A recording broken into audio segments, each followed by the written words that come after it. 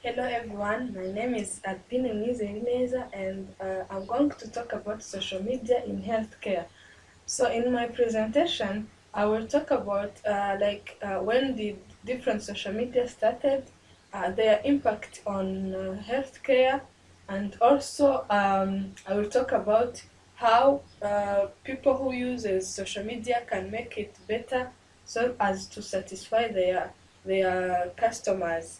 So, starting from the starting of different social media, so there are many social media, but I'm going to talk about few of them which are mainly used, like Skype, like Facebook, WhatsApp, YouTube, and even Instagram. So, Skype started in 2003, and it was originated from United States, and also Facebook started in 2004. You can see that from 2003 to 2004, another application already existed, and it also originated. It has a headquarter in California, United States.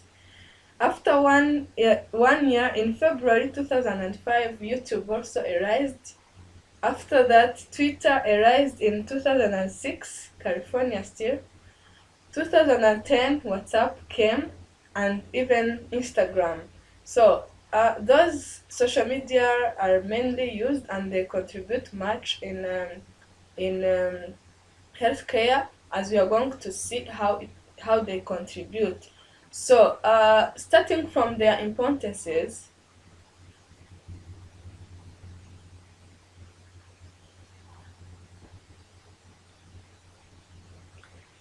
a research showed that social media contribute much in the choice of hospitals and even doctors, because people visit social media sites and they start to see the testimonies and even how those doctors, those institutions are working, and they take a decision of choosing a hospital or a doctor based on the information that are provided in healthcare institute in on those social medias.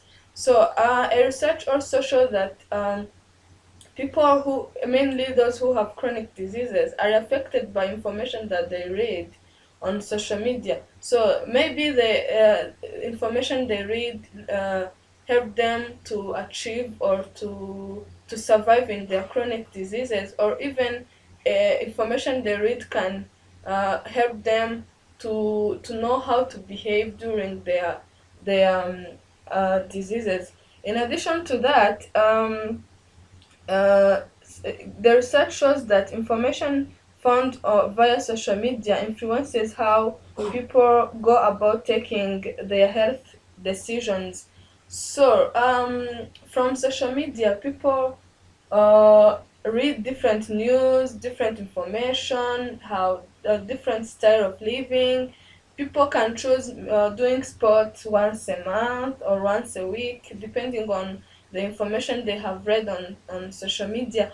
Not only that, but also social media increases the trust, increases the trust of people, the trust that people have to different health institutions. Um, because for instance, if I read a testimony of a woman who gave birth in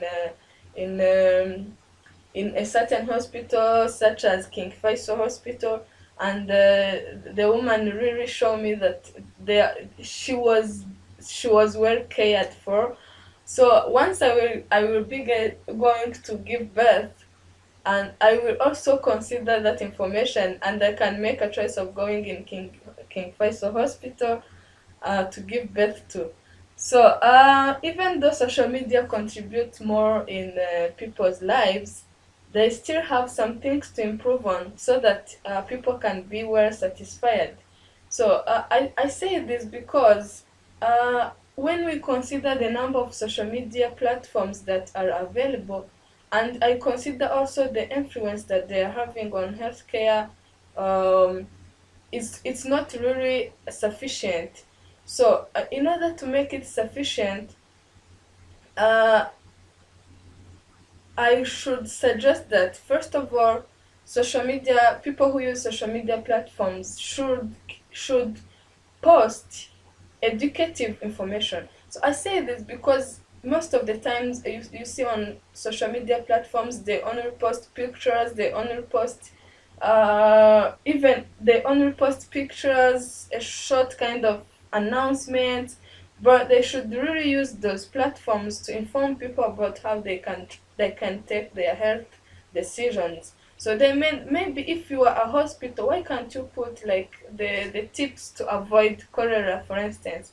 Why can't you post the the good way of drinking water so as to avoid kidney problems? Why can't you post the good way of using fruits and vegetables to protect yourself?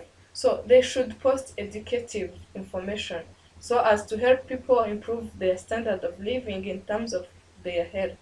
So the second thing that they should put into account is keeping the privacy of people.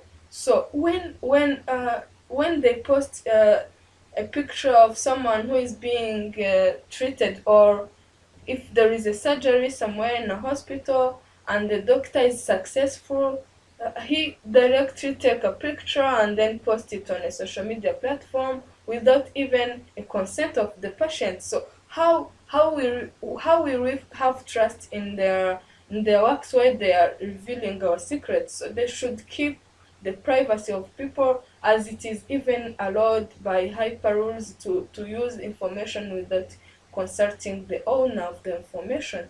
So in what they can do also is to take into consideration people's suggestions. So most of platforms such as Facebook, such as Twitter, they have a place for comments, for concerns. People do post, do comment, but really it seems like people who are in charge of updating, of consulting those platforms, they don't take into account, they don't take into consideration all those comments and concerns.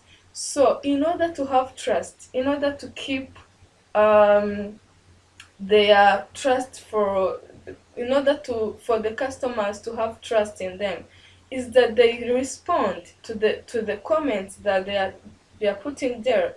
If a customer goes and asks, please can you tell me when the doctor will be available, and the information lasts there for 2 weeks without any answer, so what is that? So our social media users, especially the ones who are in charge of posting, who are in charge of editing, should really put into consideration the customer's suggestions and concerns in order to keep trust. So social media is good when you use it in a good way. You can improve your health standards, you can read testimonies from others, you can read advices, but really keep into consideration all those things, which are to keep privacy, to post educative information, and even to put into consideration what customers are saying and what they're asking and their comments and their wishes. So thank you very much for your kind attention.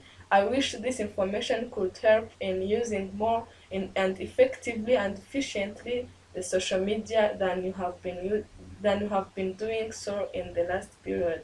Thank you. Bye.